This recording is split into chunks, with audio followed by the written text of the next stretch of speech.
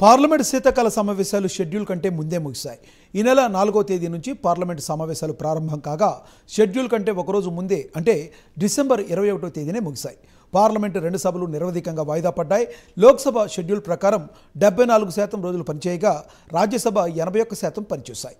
10 బిల్లులు కొత్తగా ప్రవేశపెట్టగా 17 బిల్లులు ఆమోదం పొందాయి. పార్లమెంట్ శీతాకాల సమావేశాల గురించి మరింత సమాచారం తెలుసుకుందాం.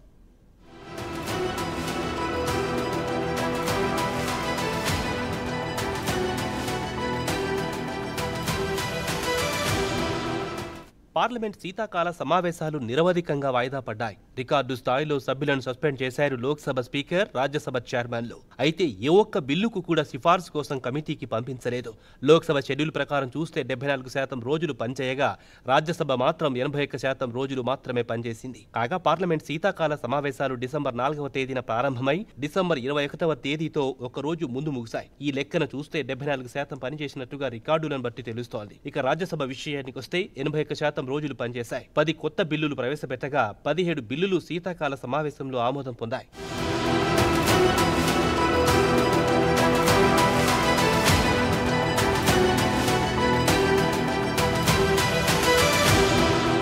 పార్లమెంట్లో జరిగిన కీలక పరిణామాల గురించి ఓ లుక్కేద్దాం. ఈ నెల 13వ తేదీన లోక్సభలో భద్రత లోపం వల్ల 2 సభలు వాయిదా పడ్డాయి. లోక్సభలోకి 2 యువకులు చొచ్చుకొచ్చి పసుపచ్చటి గ్యాస్ వదలడంతో 2 సభలు వాయిదా పడ్డాయి. ఆ రోజు నుంచి లోక్సభ నిరవధికంగా వాయిదా పడ్డాయి. ఏ ఒక్క రోజు కూడా సభ సజావుగా జరగలేదు. 2 సభల్లో భద్రతా లోపంపై ప్రభుత్వాన్ని నిలదీశాయి. కేంద్ర హోంమంత్రి దీనిపై ఒక ప్రకటన చేయాలని డిమాండ్ చేయడం, దీనికి ప్రభుత్వం నుంచి ఎలాంటి స్పందన లభించలేదు.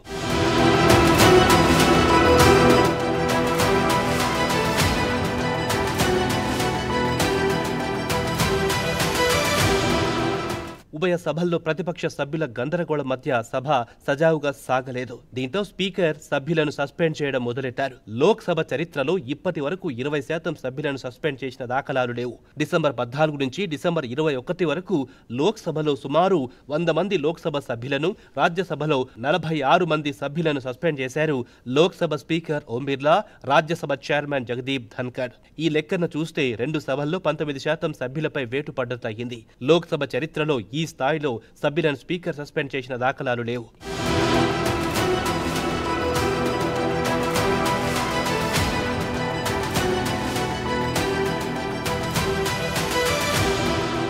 ఈ పార్లమెంట్ సమావేశాల్లోనే లోక్సభ సభ్యురాలు మహువా మొయిత్రాను సభ నుంచి బహిష్కరించారు.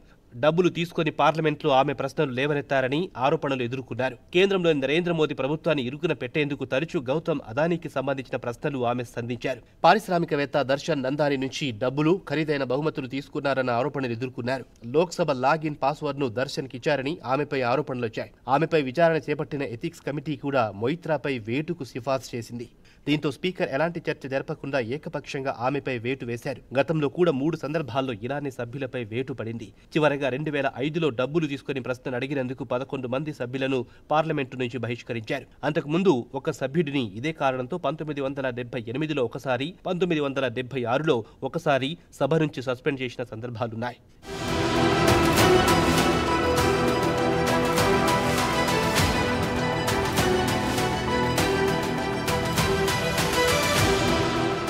ఇక పార్లమెంట్లో ప్రవేశపెట్టిన అన్ని బిల్లులు ఆమోదం పొందాయి. ఒక్కటంతే ఒక్క బిల్లు కమిటీకి సిఫార్సు చేయలేదు. మొత్తానికి ఎలాంటి చర్చ లేకుండా మొత్తం 10 బిల్లులకు ఈ పార్లమెంట్ సెషన్లోనే మోక్షం లభించింది. అలాగే పెండింగ్ లో ఉన్న 7 బిల్లులు గత సెషన్ కు సంబంధించినవి కూడా ఈ సమావేశాల్లోనే ఆమోదం లభించింది. ఇక ఆమోదం పొందిన బిల్లుల విషయానికి వస్తే ది టెలికమ్యూనికేషన్ బిల్లు 2023 విషయానికి వస్తే రెగ్యులేటరీ ఫ్రేమ్ వర్క్ ను పునర్వ్యవస్థీకరించడానికి సంబంధించిన బిల్లును ప్రవేశపెట్టిన 3 రోజుల్లోనే ఈ బిల్లుకు మోక్షం లభించింది. కాగా టెలికాం బిల్లుకు సంబంధించి లోక్సభలో 1 గంట 4 నిమిషాల పాటు చర్చ జరిగింది.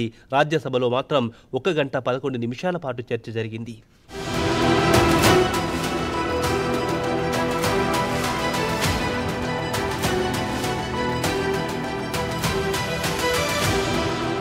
ఇండియన్ పీనల్ కోడ్ కు సంబంధించిన 3 బిల్లులను పాత బిల్లుల స్థానంలోనే కొత్త బిల్లులను ప్రవేశపెట్టారు. ఇండియాలో penal code 1860, the code of criminal procedure 1973, Indian evidence act 1872పై చర్చ జరిపి బిల్లుకు ఆమోదం తెలిపారు. ఈ 3 బిల్లులకు సంబంధించి మొత్తం 9 గంటల 28 నిమిషాల పాటు లోక్సభలో చర్చిస్తే 6 గంటల 8 నిమిషాల పాటు రాజ్యసభలో చర్చించారు. కాగా 34 మంది లోక్సభలో ఈ బిల్లుపై చర్చించారు. వారిలో 25 మంది బీజేపీ సభ్యులు. ఇక రాజ్యసభ విషయానికొస్తే ఈ బిల్లుపై 40 మంది సభ్యులు పాల్గొన్నారు. వారిలో 30 మంది బీజేపీ సభ్యులు.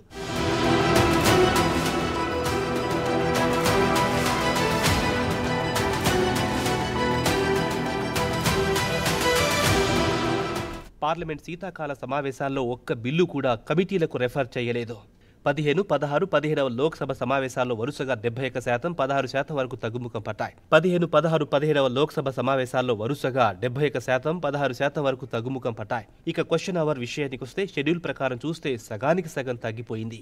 ప్రశ్నలు అడిగిన సభ్యులను సస్పెండ్ చేయడం జరిగింది. డిసెంబర్ 14 నుంచి చూస్తే ఆ రోజు 14 మంది ఎంపీలను సస్పెండ్ చేశారు. దీంతో లోక్సభలో 12% ప్రశ్నలు రద్దు కాగా రాజ్యసభలో 13% ప్రశ్నలు రద్దయ్యాయి. 2 రోజుల పాటు రాజ్యసభలో ప్రశ్నలకు ప్రభుత్వం నుంచి ఎలాంటి సమాధానాలు రాలేదు. లోక్సభలో క్వశ్చన్ అవర్ 53% పనిచేస్తే రాజ్యసభలో 72% పనిచేశాయి.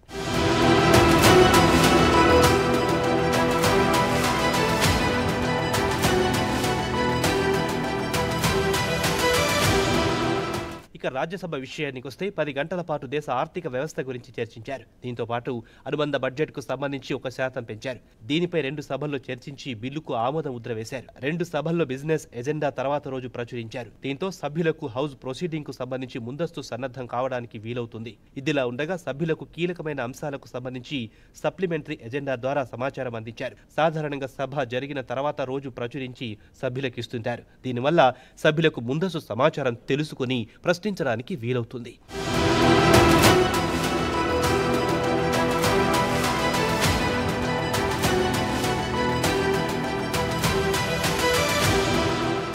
ఇదిలా ఉండగా 17వ లోక్సభ సమావేశం త్వరలో ముగియనుంది.